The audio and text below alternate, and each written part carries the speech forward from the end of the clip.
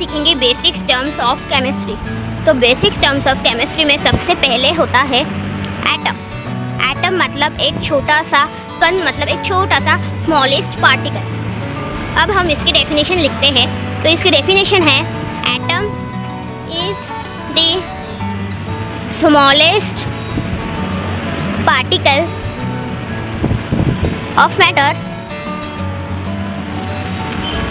Of an element. जो atom होता है वो इतू सा, मतलब लाइक अ डॉट, ऐसा एक पार्टिकल होता है जो सबसे छोटा होता है, इसी को बोलते हैं एटम। अब हम बढ़ते हैं एलिमेंट की तरफ। Element is totally based on atom. जो एटम है, जो छोटे छोटे पार्टिकल्स होते हैं, उनको अगर हम एलिमेंट में कन्वर्ट करें, मतलब सारे जो नंबर ऑफ एटम होते हैं उनको अगर हम मिक्स करें तो बन जाता है एलिमेंट। तो इसकी डेफिनेशन हम लिखेंगे, it is a substance that is made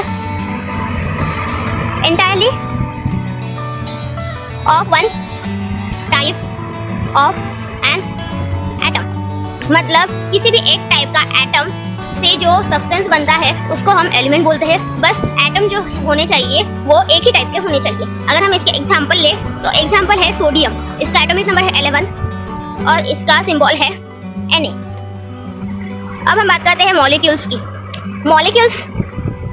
molecules जो होते हैं वो टोटली एलिमेंट पर बिलोंग करते हैं, और जो एलिमेंट होते हैं वो एटम पर बिलोंग करते हैं। और एटम में जो मैटर होता है, मतलब it occupies space and it have particular mass. तो इसमें जो मॉलिक्यूल्स होते हैं उसको हम उसके नीचे H2O2 ऐसे लिखते हैं। पहले हम इसकी डेफिनेशन समझेंगे। तो इसमें है when 2 or more atoms combine chemically and not break। इसमें जो एटम्स होते हैं एक से ज़्यादा अगर वो कंबाइन हो जाए और उनको हम ब्रेक ना कर पाए तो उसको बोलते हैं मॉलिक्यूल्स। फॉर एग्जांपल अगर हम ले तो फिर H2O2 ETC। और अगर हम मॉलिक्यूल को बनाना चाहे तो फिर अगर हम एलिमेंट ले, समझो ये है हाइड्रोजन या फिर ETC, तो अगर हम इसमें हाइड्रोजन लेंगे तो H+H, ये एक एटम है, ये एक एटम है। तो अगर हम इसको कंबाइन करें तो बन जाएगा H2 मॉलिक्यूल, मतलब इसका स्ट्रक्चर होगा HH, ये दोनों बाउंड हो जाएंगे तो इससे बनेगा H2 मॉलिक्यूल। इसलिए एटम से बनता है H2 मॉलिक्यूल। अगर इसमें सेम और डिफरेंट भी एटम्स रहे तो फिर इससे मॉलिक्यूल बन सकता है। ओके, तो अब हम बात करते हैं कंपाउंड की।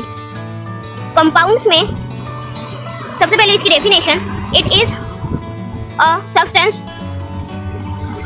मेड अप ऑफ टू और मोर डिफरेंट एटम्स। मतलब जो कंपाउंड होता है उसमें एक से ज्यादा या फिर दो से ज्यादा जो एटम्स होते हैं वो मिक्स हो जाते हैं, मतलब कंबाइन हो जाते हैं, बट वो डिफरेंट होने चाहिए। मॉलिक्यूल्स में सेम हो डिफरेंट हो कोई फर्क नहीं पड़ता, बट इसमें डिफरेंट ही होने चाहिए एटम्स। अगर हम इसके एग्जांपल ले तो इस एग्जांपल में होता है H2O वाटर, NaCl नमक, ETC, ये देखिए हाइड्रोजन ऑक्सीजन डिफरेंट एटम्स है, सोडियम क्लोरीन डिफरेंट एटम्स है। और अगर हम इसका ब्रेकडाउन करें तो फिर H++OH- it gives H2O and Na++Cl- it gives NaCl। तो ऐसे कंबाइन होकर ये बन जाता है कंपाउंड। अब हम जो इसमें बोला था हमने कि ये ब्रेक नहीं होता, बट ये ब्रेक होता है क्योंकि इसमें पॉजिटिव चार्ज और नेगेटिव चार्ज कंबाइन है। तो इट विल ब्रेक। जब हम केमिकल बॉन्डिंग करेंगे तब इसमें जो एटम्स होंगे वो एक दूसरे से अलग होंगे, मतलब वो ब्रेक होंगे। अब हम लिखते हैं एक छोटी सी नोट। तो इस छोटी सी नोट में हम लिखेंगे all compounds are molecules but all molecules are not compound. इसका मतलब all compounds are molecules but all molecules are not compound. Molecules और कंपाउंड की डेफिनेशन में सबसे इंपॉर्टेंट है कि ये ब्रेक हो नहीं होता और ये ब्रेक होता है। मॉलिक्यूल्स ब्रेक नहीं होते, कंपाउंड्स ब्रेक होते हैं। तो ऑल कंपाउंड्स आर मॉलिक्यूल्स।